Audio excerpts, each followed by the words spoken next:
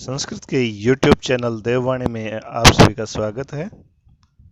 आज हम कक्षा एकादश के लिए द्वितीय पाठ ऋतु चित्रणम इस पाठ का अभ्यास कार्य करेंगे। पाठ हम पहले पढ़ चुके हैं। आओ क्रम से है इसके अभ्यास को हल करते हैं। पहला प्रश्न है, संस्कृतेन उत्तरम दीयताम। संस्कृत में उत्तर दीजिएगा। अयम पाठ कस्मात् ग्रंथात् संकलितः। ये पाठ किस ग्रंथ से लिया गया है? तो ये रामायण से लिया गया है, तो कस्मात् की जगह हम लिख देंगे अयम पाठः रामायणम् इति ग्रंथात् संकलितः। अगला प्रश्न, वसंते समन्ततः गिरिशिखराणि कीदृशानि भवन्ति। वसंत ऋतु में चारों तरफ जो पहाड़ों के शिखर हैं वो कैसे हैं? तो ये पुष्प भार समृद्धानि पुष्पिताग्राभि लताभिश्च उपगूढ़ानि भवन्ति। अर्थात पुष्प भारों से समृद्ध हैं और लताओं से पुष्पित लताओं से ढके हुए हैं। मारुतः कीदृशैः कुसुमैः क्रीडन्निवावलोक्यते। अर्थात हवा कैसे फूलों से खेलता हुआ दिखाई दे रहा है? तो पतितैः पतमानैः पादवस्तैश्च कुसुमैः क्रीडन्निव अवलोक्यते। प्रकीर्णाम्बुधरम नभः कथम विभाति। अर्थात फैले हुए बादल आकाश में कैसे सुशोभित होते हैं? तो क्वचित प्रकाशमयम क्वचित अप्रकाशमयम विभाति। अगला प्रश्न, कस्याति भारम समुद्वहन्ते वारिधरा प्रयान्ति। अर्थात किसके अत्यधिक भार को वहन करते हुए बादल जा रहे हैं? तो जल की। तो जलस्यति भारम समुद्वहन्ता वारिधरा प्रयान्ति। उसके बाद वर्ष ऋतु मत गजा किम कुर्वन्ति। वर्षा ऋतु में मत वाले हाथी क्या करते हैं? तो आपको पता है, नदन्ति। तो नदन्ति लिख देंगे। शरद ऋतु चंद्र कीदृश भवति। शरद ऋतु में चंद्रमा कैसा होता है? तो विमलः भवति, विमल होता है। काने पूरित्वा तो धरा प्रयाता है। किस चीज को भर के बादल प्रस्थान कर जाते हैं? तो नदियों को भरते हैं, तालाबों को भरते हैं। और तो हम लिख देंगे तटाकाने पूरित्वा तो धरा प्रयाता, अर्थात तालाबों को भर के बादल प्रस्थान करते हैं। अस्मिन् पाठे तो धरा हाइतस्य के प्रियाया प्रयुक्तः। इस पाठ में जो बादल है, तो धरा में तो मैंने जल और धरा में धारण करने वाले अर्थात बादल, इसके पर्यायवाची कौन कौन से पद हैं? तो इसमें आप अम्बु धरा वारि धरा घना, ये सारे के सारे पर्यायवाची किसके हैं, किसके लिए प्रयुक्त हुए हैं? तो धरा के लिए। कीदृश आदर्श न प्रकाशते। कैसा दर्पण हो प्रकाशित नहीं होता? तो निश्वास श्वासों से जो मलिन हो चुका आदर्श या दर्पण प्रकाशित नहीं होता।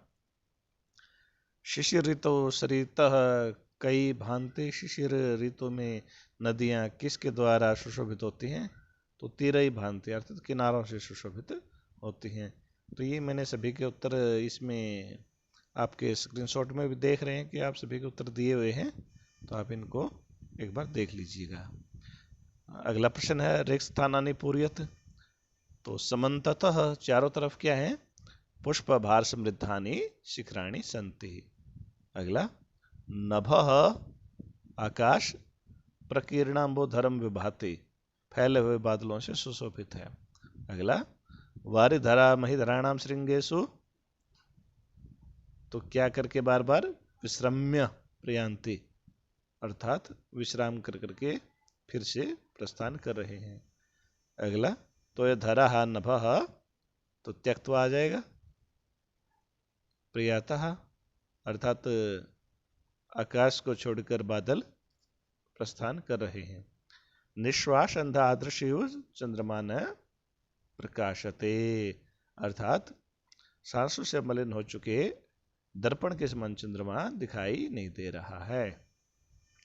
अगला प्रश्न है अधोलिखित नाम से प्रसंग व्याख्या कार्य। मारुत कुसुमयी पश्य सौमित्रे क्रीडन्य समन्ततः। तो प्रसंग तो ये शाश्वती भाग 1 के अंतर्गत ऋतु चित्रण नामक पाठ से लिया गया है। ये महर्षि वाल्मीकि कृत रामायण के किष्किंधा कांड के प्रथम सर्ग से लिया गया है। इस श्लोक में वसंत ऋतु में बहने वाली वायु का चित्रण किया है। अब व्याख्या भाग देख लेते हैं।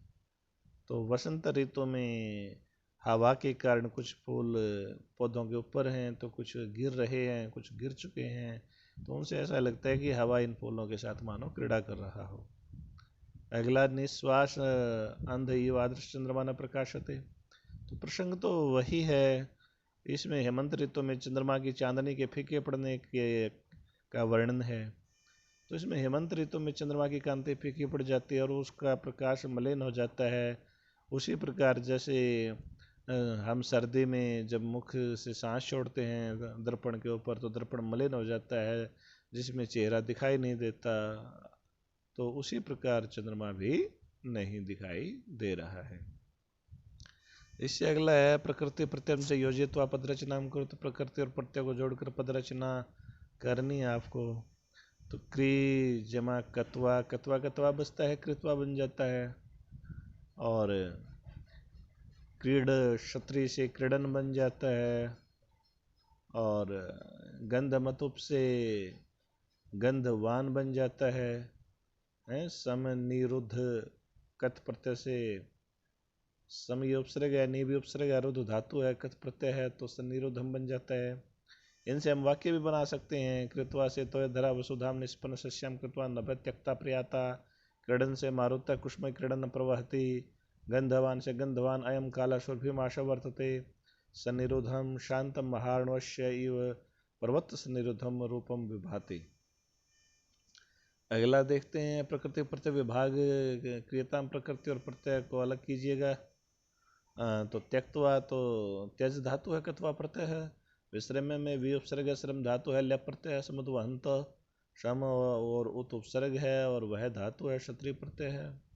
पतमान है, पत धातु है, शानच प्रत्यय है। हेमवान हेम और शब्द है, मतुपे उसके साथ प्रत्यय है। अधोलिखितान अगला प्रश्न देखते हैं। अधोलिखितान शब्दान आश्रित वाक्य रचना कुरुत। तो क्रीडन खेलते हुए तो मारुत है कुसुमय क्रीडन प्रवहति। जो मारुत है वो फूलों के साथ खेलता हुआ बह रहा है। गंधवान तो इसका मतलब होता है सुगंधित। गंधवान अयम काला बसंत अस्ति। सुगंधित ये समय बसंत का है। विश्रम में आराम करके राम गृह विश्रम में पुनः आगमिष्यति। राम घर में विश्राम करके फिर आएगा। पूरित्वा पूर्ण करके, तो तब मनोर्थम पूरित्वा हम गमिष्यामि, तुम्हारे मनोर्थ पूरा करके मैं जाऊंगा। नभ आकाश नभ मेघाच्छन्नम अस्ति। आकाश बादलों से आच्छादित है। नदंतः आवाज देना, गर्जना तपयोधरा नदंत भयम जनयंती। जो बादल हैं वो गर्ज कर भय पैदा कर रहे हैं। त्यक्त्वा मैंने छोड़कर, कृष्ण त्वाम त्यक्त्वा न गमिष्यति, कृष्ण तुम्हें छोड़कर नहीं जाएगा। सांप्रतम इदानीम यानी इस समय, सांप्रतम हम पठिष्यामि इस समय मैं पढ़ूंगा। शिखिने मैंने मोर, शिखिन नृत्यंती। प्रयाति का मतलब प्रस्थान करना। सोहन है गृहम, प्रयाति सोहन घर जा रहा है। संधि मसंधि विच्छेद करना है। सुख अनिलह, तो इससे दीर्घ संधि हो जाएगा सुखानिलह। और सुखानिल जमा अयम के बाद विसर्गों का ओ बन जाएगा और ये फिर विसर्ग संधि होके सुखानिलोयम बन जाएगा। प्रकीर्ण जमा अंबुधरम, तो ये विच्छेद हो जाएगा इसका और ये दीर्घ संधि बन जाएगा। क्रीडन्यु तो नए को डबल हो जाएगा। और व्यंजन संधि के अंतर्गत चंद्रोपि, तो चंद्र जमा अपि विसर्ग संधि हो जाएगा। निश्वास अंध, तो ये दीर्घ संधि के अंतर्गत निश्वासांध बन जाएगा। अगला प्रश्न 8 नंबर। अधोलिखिता नाम कर्तृ क्रियापदा नाम समुचितम मेलनम कुरुते। नीचे लिखे हुए जो कर्तृ क्रियापद हैं उनका समुचित मेलन कीजिएगा। पलवंगा जो वानर हैं वो समासवंती, ये जो इसके साथ जुड़ जाएगा।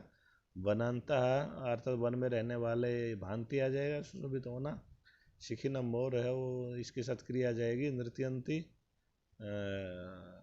मोर है वो नाचते हैं। नद्यः वहंती, नदियाँ बहती हैं।